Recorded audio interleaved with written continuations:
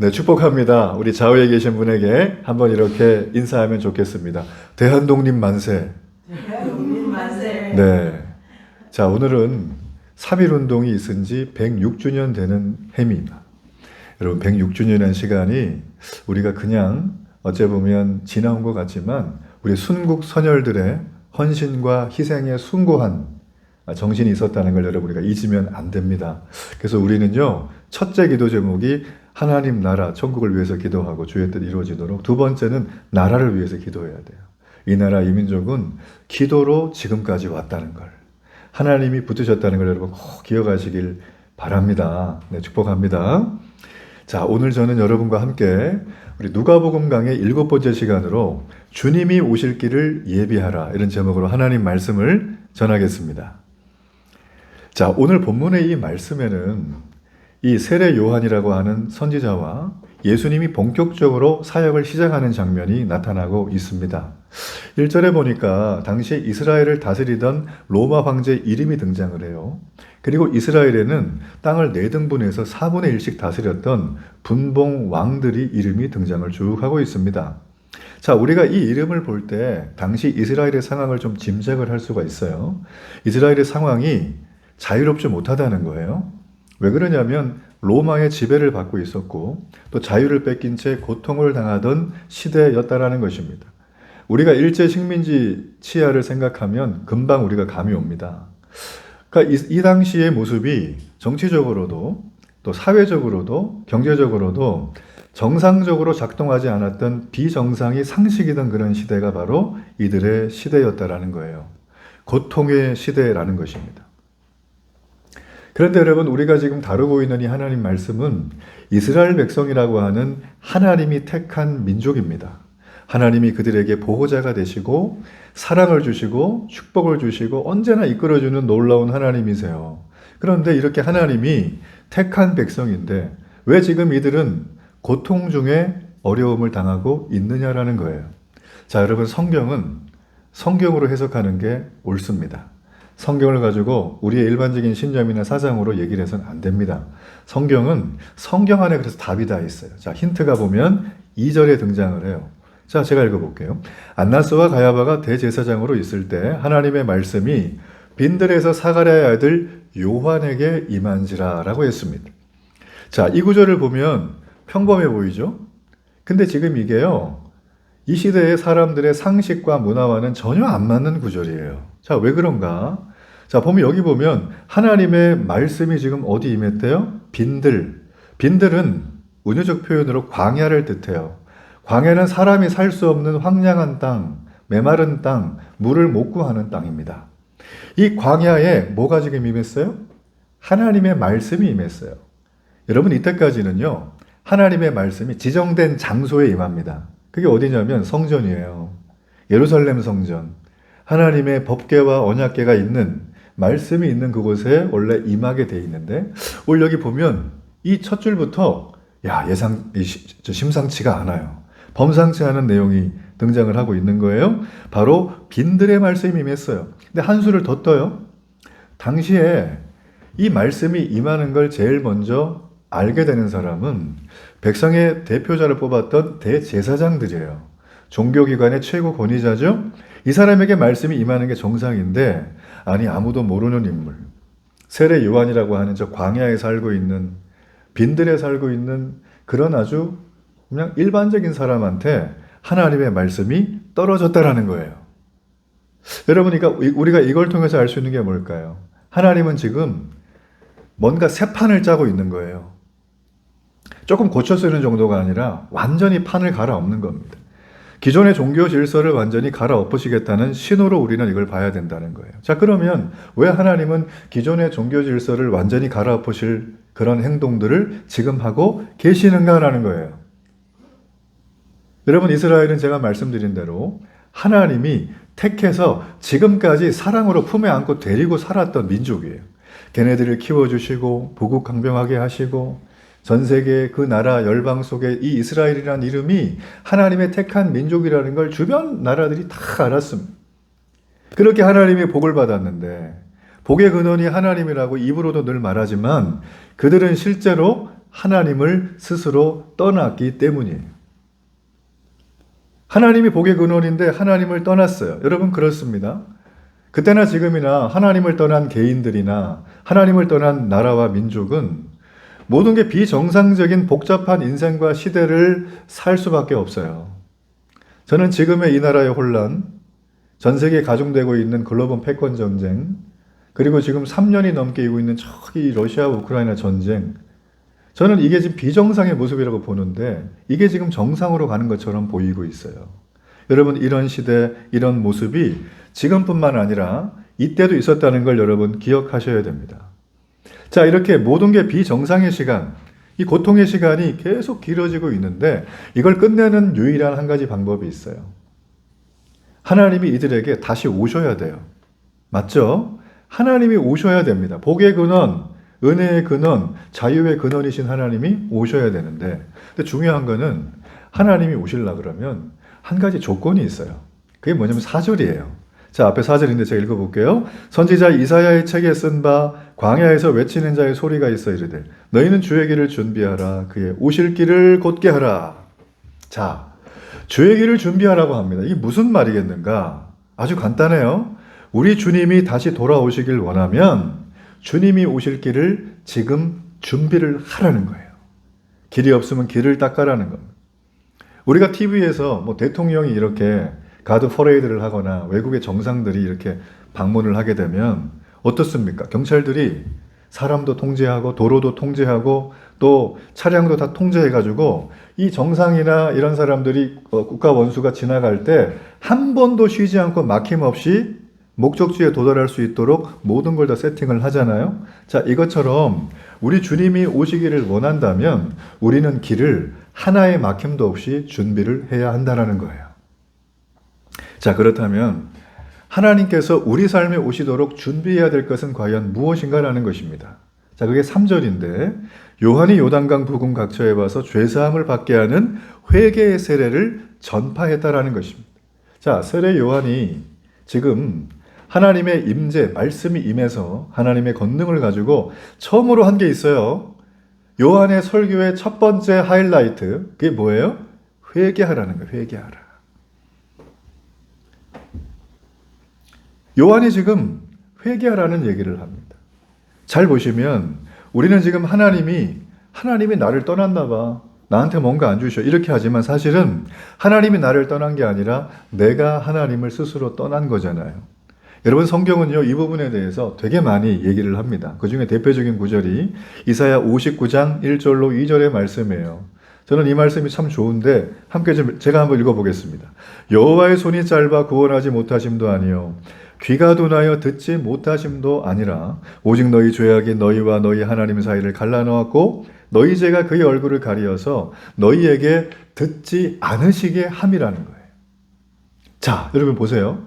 우리가 하나님을 떠났다는 거예요. 이 구절을 가만히 보면. 근데 떠난 이유가 뭐냐 하면 내가 죄를 좀 이렇게 살아보니까 나름대로 죄책은 있지만 즐겁기도 하거든요. 그러니까 우리가 하나님 앞에 하나님과 우리의 사이가 원래는 좋았어요. 친밀했는데 이게 갈라지게 된 건 우리의 죄악 때문이라는 거예요. 우리의 죄 때문에 하나님이 얼굴을 가린다는 건 상대에게 모욕을 주는 겁니다. 내가 뭔가 말하는데 얼굴을 보지 않고 얼굴을 가린다? 이거는 치명적인 결례예요. 결례 사실은. 하나님이 지금 이스라엘 백성들, 그 사랑하는 택한 백성들에게 그런 모습을 보여주고 있다라는 거예요. 그 이유가 뭘까요? 우리의 죄 때문이라는 거예요. 얼굴을 가리고 듣지 않겠다라는 거예요. 지금. 비정상인 경제와 정치와 사회와 여러 가지 어려움 속에 그 고통을 너희들이 지금 계속 당하는 걸 나는 그냥 내버려 두겠다라는 것입니다. 이런 상황 속에서 오늘 세례 요한이 첫 번째 설교를 이렇게 한 겁니다. 우리가 살 길은 여러분 주님이 돌아오셔야 됩니다 라고 지금 세례 요한이 설교를 하는 거예요.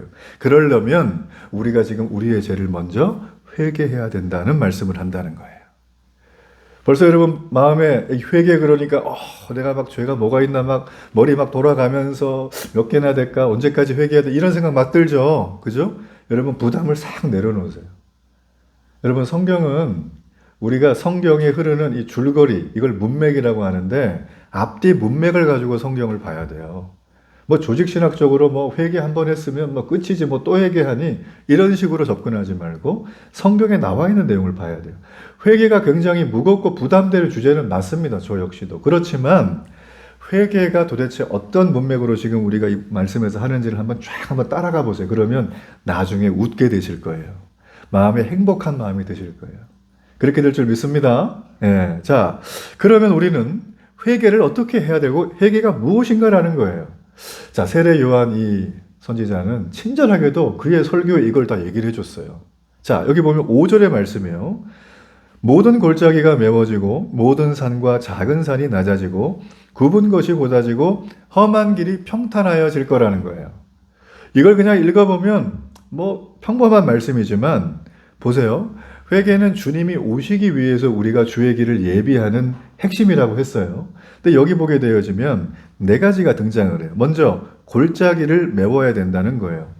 여러분 산이 있고 산이 이렇게 두 개가 바라보고 있으면 쭉 내려가면 이게 계곡이라 그러죠. 이걸 골짜기라고 하잖아요. 그죠? 깊습니다. 내려갈수록 어두워요. 햇빛이 잘 들지 않기 때문에. 자, 이거는 어떤 의미를 가지고 있는가? 바로 아무도 모르지만 내 안에 숨은 죄들을 청산하라는 거예요. 지금 세례 요한은 첫 번째로 그 얘기를 하는 거고요. 두 번째는 모든 산과 작은 산이 낮아진다. 자, 여기서 이 산이라는 건 산은 높죠.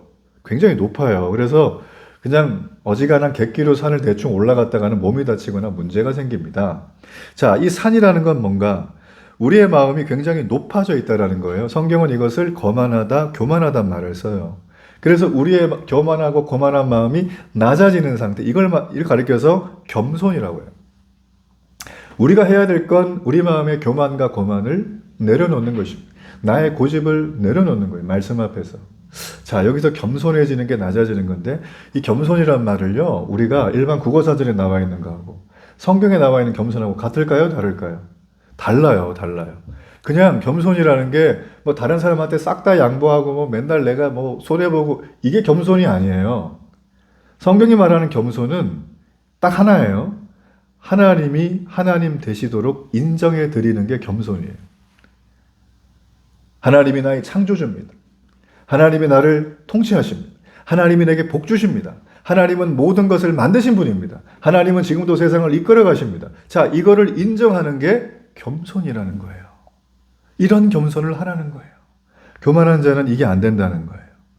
자, 그리고 그 다음에 굽은 것이 곧아지고라고 했습니다. 여러분 예전에 철사를 갖다 이렇게 구부려 본 적 있나요? 철사? 네. 구부리면 영 볼품 없어요. 근데 이거를 쫙 피면은 또 괜찮거든요. 자, 이건 무슨 얘기인가? 우리의 마음이 굽어져 있으면 나는 내 욕심대로 산다는 거예요. 누구 말도 안 듣고. 내 마음이 굳어져 있는 상태이기 때문에 이 내 마음에 있는 여러 가지 생각들이 어리석고 미련한 욕심을 따라 행동하는 습관이에요. 이 얘기는 뭔가 말씀을 떠나 있기 때문이에요. 교회를 다니지만 하나님 말씀에 대해서 궁금해하질 않아요. 교회를 다니지만 성경이랑 친하질 않아요. 그러면 마음이 굽어지는 거예요. 자, 그래서 우리가 여기 보면 뭡니까? 하나님 말씀 앞에 내가 정직하게 행하라고 말씀을 하고 있는 것입니다. 자, 마지막으로 네 번째, 이 험한 길이라고 나오죠? 이 험한 길은 딱 보니까 일단 싸납죠. 굉장히 좀 폭력이 있을 것 같죠. 분노가 좀 있을 것 같잖아요. 그러니까 우리 삶에 이런 것들이 있는 태도를 버리고 온유와 평화로 옷을 입으라라는 것입니다.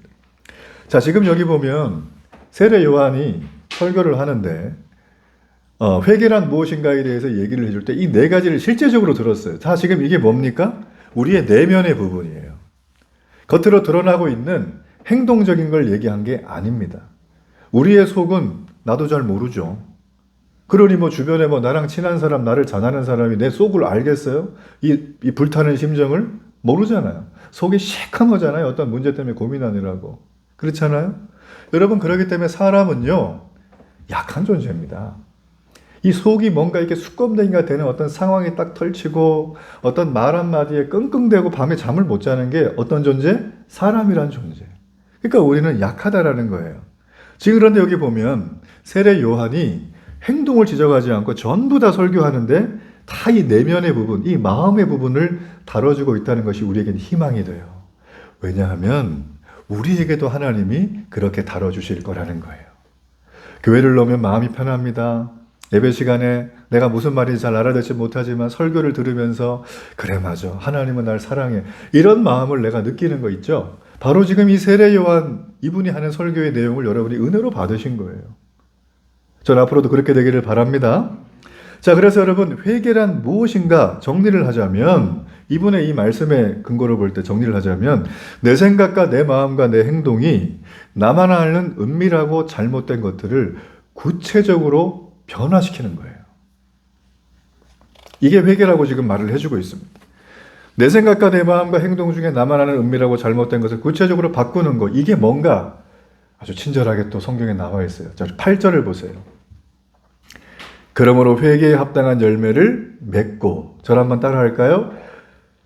회개에 합당한 열매를 맺고 예, 회개에 합당한 열매를 맺고 한번 따라해 보세요.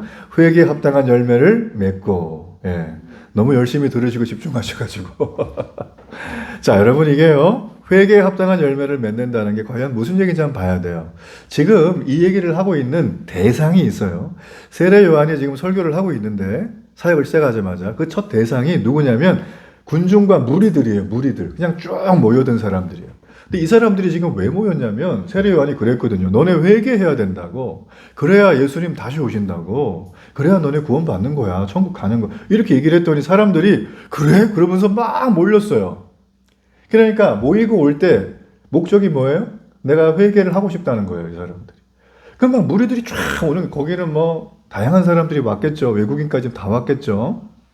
쫙 모여들고 있는데 지금 세례 요한이 무슨 얘기를 하냐면 앞쪽 말씀에 보니까 너희 속에 다른 사람을 해하려고 하는 도끼가 아직 남아있다. 여전히 교만하다. 여전히 상처 주는 말을 한다. 여전히 탐욕이 가득하다. 이런 치명적인 독이 가득한 무슨 자식들? 독사의 자식들. 이 옛날에 개혁 성경에는 독사의 새끼들로 나왔어요. 이게 너무 발음이 안 좋아요. 여러분 독사의 자식이라는 독이 가득하다는 게 무슨 의미겠어요?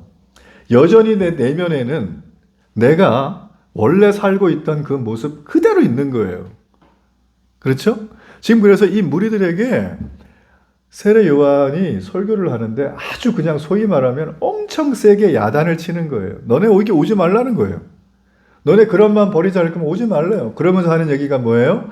그걸 다 버려야지 회개의 열매를 맺는 거야 라는 거예요.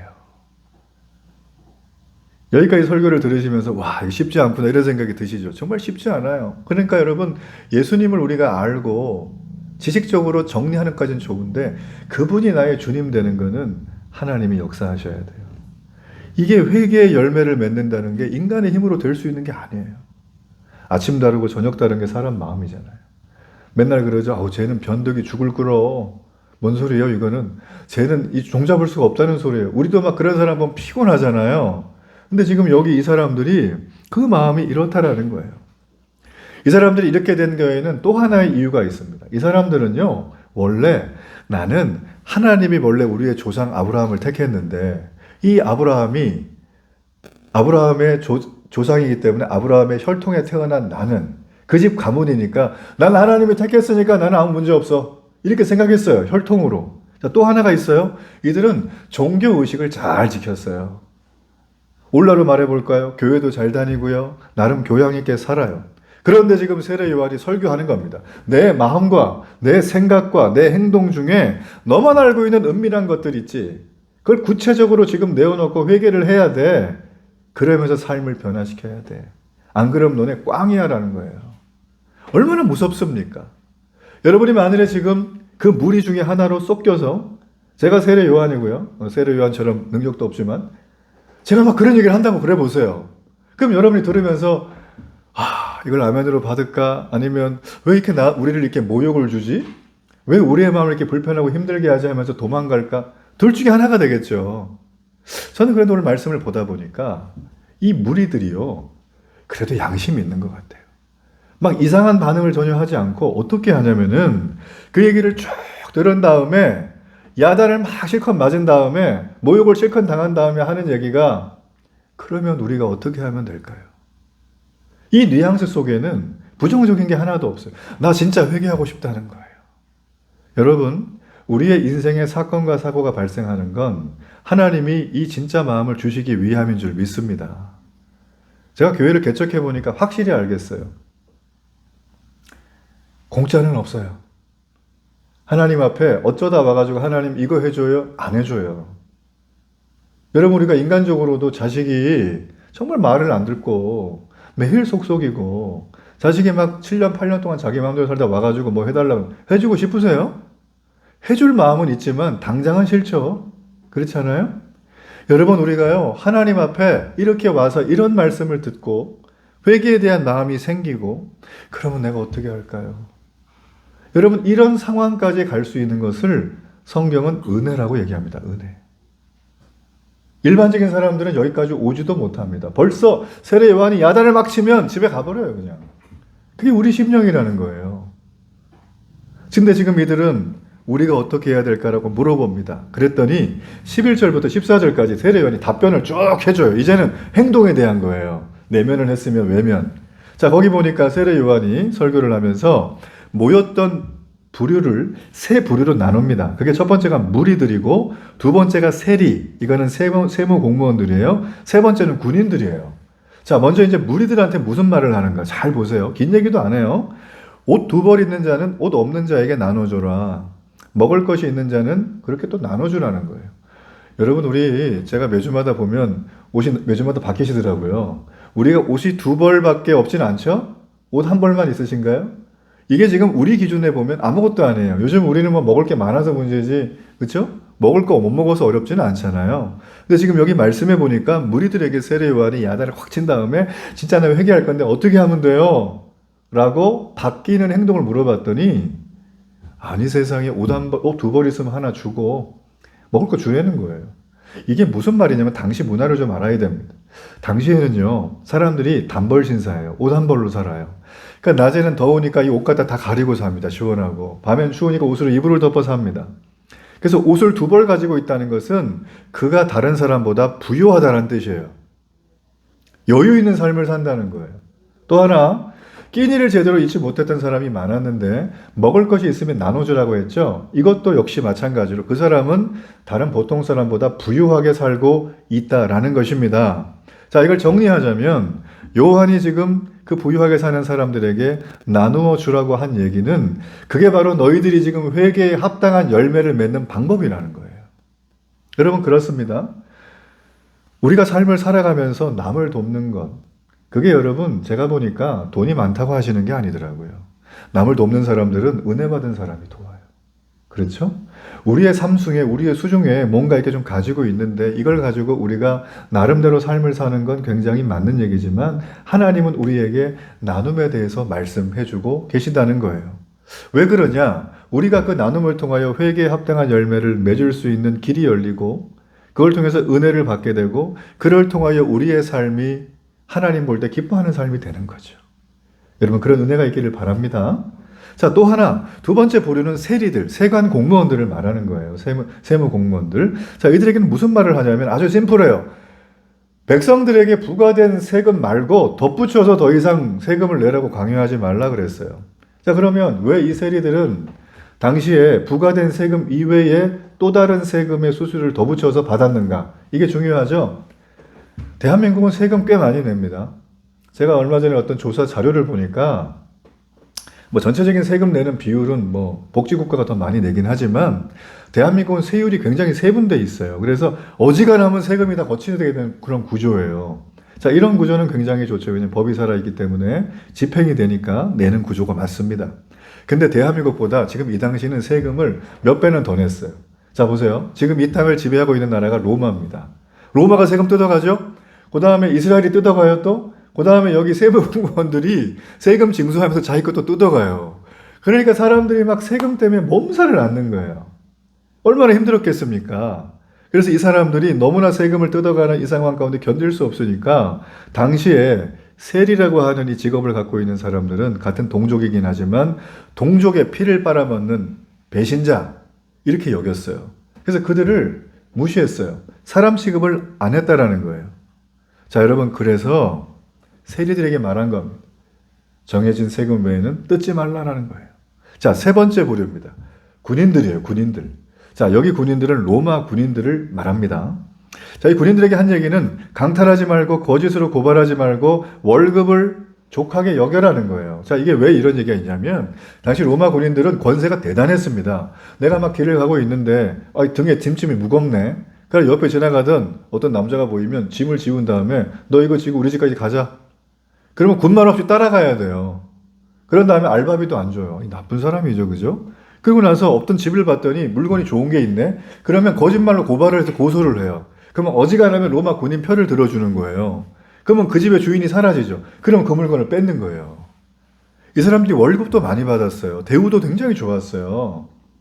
거의 뭐 엄청난 어떤 뭐 그런 대우를 받고 살았는데 이 사람들이 욕심이 한이 없는 거예요. 그래서 돈을 빼앗지 말고 힘으로 강탈하지 말고 무고한 사람을 거짓 고소하지 말라는 거예요. 그러면서 하는 얘기가 뭐예요? 월급 너네 많이 받잖아. 이걸로 잘 살아라고 얘기를 하는 거예요. 자, 지금 이 모든 얘기들 무리들에게, 세리들에게, 군인들에게 각각 어떻게 해야 될 것을 말을 했지만 근본적으로는 다 같은 말, 하나의 말입니다. 그게 뭔가요? 욕심을 버리라는, 그리고 이웃을 나누고 사랑하라는 거예요. 이게 지금 세례 요한이 설교했던 핵심적인 회개에 합당한 열매를 맺는 방법으로 제시한 것입니다. 여러분, 성경에 보면 욕심이 없으면 죄를 안 짓더라고요. 우리가 잘 아는 인류의 첫 조상인 아담도 죄를 짓게 되는데 이게 욕심이 출발해서 이렇게 된 거거든요. 욕심이 자라납니다. 그냥 두면. 근데 나눔도 자라나요. 그래서 욕심을 버리고 나눔을 실천하면 나눔이 자라나서 욕심을 덮게 되는 거예요. 여러분, 그러므로 나눔은 은혜 받은 사람이 하더라고요, 진짜.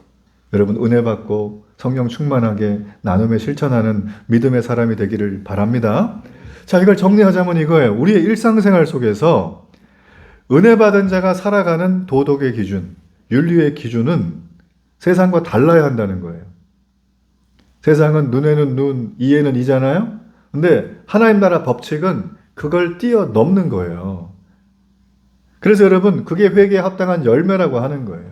자, 이런 사람에게 떠나신 하나님이 다시 돌아온다라는 거예요. 이게 축복이라는 것입니다. 여러분, 어릴 때 동화 좀 읽으셨나요? 저는 뭐 별로 읽지는 않았는데 제가 설교를 준비하면서 좋은 동화를 하나 발견했어요. 의 좋은 형제라고 하는 하나의 동화입니다. 자, 거기가 시대가 언제냐면 고려시대 말기인데요. 이름이 이성만과 이순이라고 하는 형제가 같은 마을에서 농사를 지면서 사이좋게 살았어요. 이 형제는 농사를 지면 수확을 바울에 하면 이거를 똑같이 나눴어요. 근데 동생이 결혼을 했네요. 그 신혼살림을 시작을 했는데 그날도 이제 수확을 해가지고 똑같이 나누고 이제 들어왔어요, 형이. 근데 형의 마음에 이게 마음이 불편한 거예요. 왜냐하면 동생이 이제 결혼해가지고 이제 새로운 살림을 시작을 하면 뭐 지출이 많을 거 아니겠습니까? 그래서 형이 생각하기에 내가 너무 야박하게 나눴구나 생각을 해가지고 그 한 걸음에 쫓아가서 동생 몰래 자기 집 볕단, 수확해놓은 볕단을 이렇게 다 빼가지고 동생 볕단에다가 한 뼘 정도 높이 이렇게 동생한테 더 준 거예요. 근데 이심전심이라 그런가? 동생도 형이 집안에 대소사를 다 하면서 돈도 많이 쓸 텐데 내가 너무 형이 주는 대로 다 넙죽 받아버렸네. 그래갖고 또 깨달음을 얻어가지고 형 몰래 밤에 가가지고 자기 볕단을 다 내려다가 또 형 볕단에다가 이만큼 또 올려놓은 거, 한 뼘을. 다음 날이 됐는데 그 형도 또 가서 또 하는 거 더 줘야겠다. 동생도 다음 날이 됐는데 더 줘야겠다. 자, 이런 어떤 행동들이 반복이 되는 거예요, 이 동화를 보면. 자, 여러분, 저는 이게 동화인 줄 알았는데, 지어낸 얘기인 줄 알았는데, 알고 봤더니, 이게 사실은 동국 여지 승남에 전해오는 얘기거든요. 근데, 지난 1978년도 충남 예산에서 우회비라는 하나의 비석을 발견했는데, 거기에 이 내용이 있는 거예요. 자, 이게 여러분, 그래서 실화라는 것입니다. 이 얘기를 들으면서 여러분 어떤 생각이 드시나요? 감동이 되시나요? 우리가 왜 이 얘기를 들으면서 뭔가 감동이 될까? 이 형제가 지금 하고 있는 건 우리가 하지 못한 걸 하고 있기 때문이라는 거예요. 욕심을 버리고 이웃을 사랑한 걸 실천했기 때문이라는 것입니다.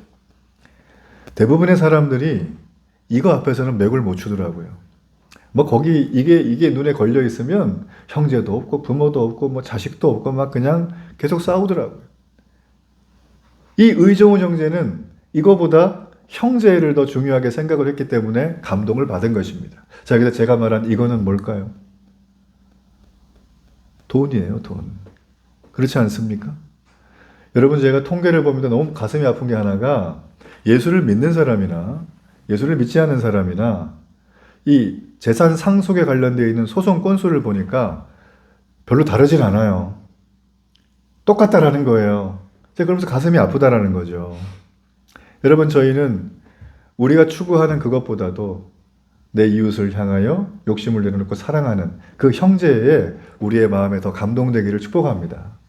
자, 또 하나 제가 하나 봤던 게 있는데요. 한국에서 드라마로 2번이나 제작이 됐어요. TV에 방영될 정도로 아주 인기가 높았던 드라마의 원작 소설이 있습니다. 그게 소설책 이름이 소설 빙점이라고 하는 책이에요. 자, 이 책은 원저에 관해서 인간의 내면 의식을 치밀하게 다루고 있는 책이거든요. 근데 이분이 독실한 크리스찬이에요. 일본 사람인데, 여자분인데. 이름이 미우라 아야코예요. 이분이 예전에 이제 슈퍼마켓을 개업을 했어요. 마트 전에 슈퍼마켓. 근데 슈퍼마켓 열었는데 너무 장사가 잘 되는 거예요. 근데 좀 시간이 지난 다음에 옆에 작은 가게들이 장사가 너무 안 된다는 소식을 들었어요. 이 슈퍼마켓 때문에. 그래서 이분이 가만히 생각을 하다가 옆에 가게에 물건을 도대체 뭘 팔고 있는가 봤더니만 이러이러한 걸 팔더래요. 그럼 자기네 가게에도 물건 똑같은 거 팔겠죠? 근데 그 자기네 가게에 있는 물건을 다 치워버리고 옆 가게 물건에 그 물건이 거기만 있게 하고 자기 가게는 그냥 없게 했어요. 손님이 와서 물건을 찾아요. 근데 우리 가게 없고 옆 가게에 있는 거예요. 그러면 이분이 웃으면서 옆 가게로 이 손님을 데려가가지고 여기 있으니까 여기서 사라고 이렇게 얘기를 했다는 거예요. 야, 이거는 경제 논리에 완전 위배되는 거 아니겠습니까? 좀 상식에. 자, 이렇게 되니까 어떤 일이 벌어지냐면 손님이 너무 와가지고 너무 바빠서 자기가 원래 글 쓰는 걸 좋아하는데 글 쓸 시간이 없었대요. 근데 손님이 이제 점점 안 오니까 여유가 있어가지고 글을 쓰기 시작을 했어요. 바로 그때 썼던 소설이 뭐냐면 시대의 명작인 빙점이라는 소설이에요. 욕심을 버리고 나눔을 실천할 때 회개에 합당한 열매를 맺게 됩니다. 전 여러분이 이런 은혜와 영광을 경험하기를 바랍니다. 자, 이제 우리가 설교에 맞받으러 갑니다.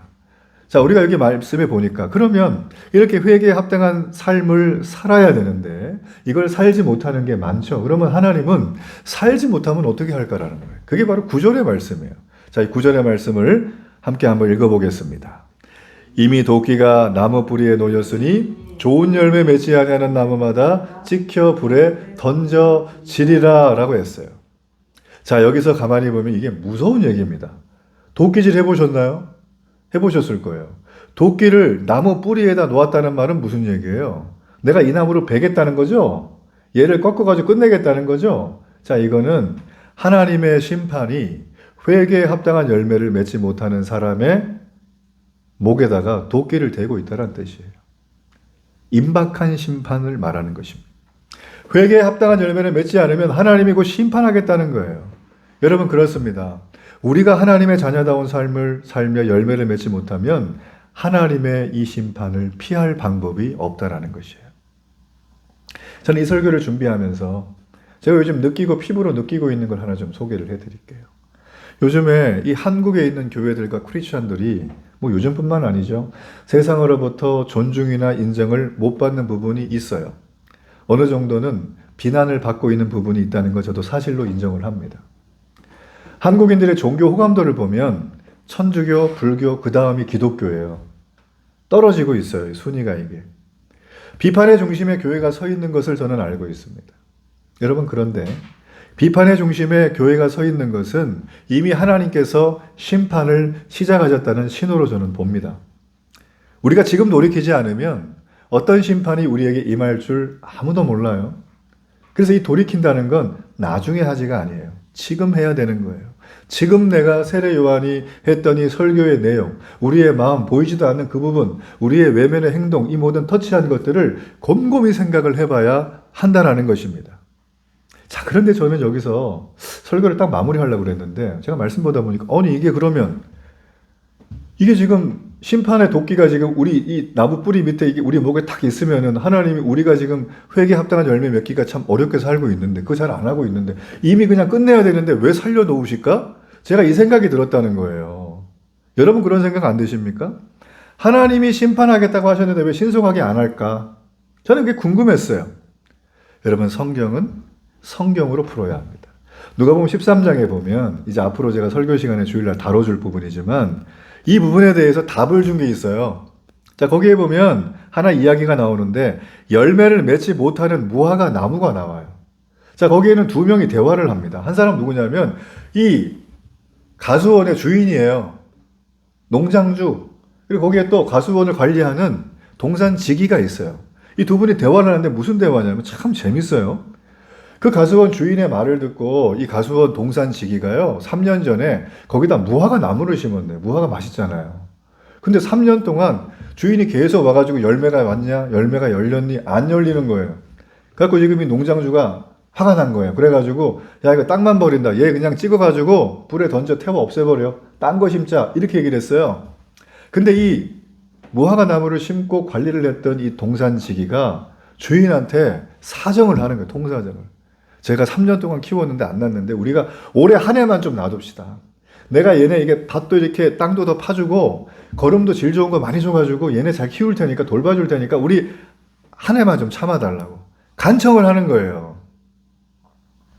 여러분 눈치를 채셨겠지만 이 농장주는 하나님이에요. 그리고 이 농장을 관리하는 동산지기는 예수님입니다. 그리고 여기 열매 맺지 못하는 무화과 나무는 저와 여러분들이에요. 여러분 잘 보십시오. 하나님께서 우리의 열매 없는 삶을 보시고 심판하려고 딱 칼을 드셨는데, 도끼를 드셨는데 예수님이 간청하셔가지고 아직도 우리가 찍혀서 불에 던져지지 않고 이렇게 살아있는 거예요. 그렇습니다. 하나님의 심판이 더뎌지고 있는 것처럼 보이지만 이건 오해입니다. 하나님께서 그 옆에 계신 우리 예수님이 우리를 위해서 중보기도 해주시면서 중보자로 하나님의 심판 지금 하지 말아주세요. 계속 중보기도 하시고 간절히 청혼을 하시니까 우리가 이렇게 지금 이렇게 살아있는 거예요. 여러분, 그러므로 우리가 해야 될 게 있습니다. 이런 사실을 알았다면 우리는 더 늦기 전에 회개에 합당한 삶의 열매를 맺는 그 삶, 이걸로 우리는 돌이켜야 되는 거예요. 지난 77년 전 1948년도에 나라를 잃고 2000년 동안 헤매고 있었던 한 민족이 있어요. 이 민족이 가까스로 극적으로 다시 나라를 회복했던 사건이 있습니다. 그 나라이 바로 이스라엘이에요. 이스라엘은 2000년 동안 방랑자로 살았어요. 유목민으로 살았어요. 쫓겨다녔습니다. 2차 대전 때 홀로코스트로 얼마나 많은 유대인들이 학살을 당했습니까? 그 안타까운 모습 너무나 가슴이 아프죠. 근데 어떻게 이 나라가 이렇게 나라를 회복하게 됐는가라는 거예요. 여러분, 거기에는 두 가지 이유가 있습니다. 첫째는 그들에겐 율법이 있었어요. 율법은 성경 말씀을 말하는 거예요. 그리고 그들은 그 율법을 왜곡하지 않고 제대로 전했던 회당, 교회가 있었어요. 그들에게는 말씀과 교회가 있었습니다. 여러분, 그렇습니다. 하나님의 말씀이 선포되는 곳에서는 회개가 일어납니다. 그리고 변화가 일어나요.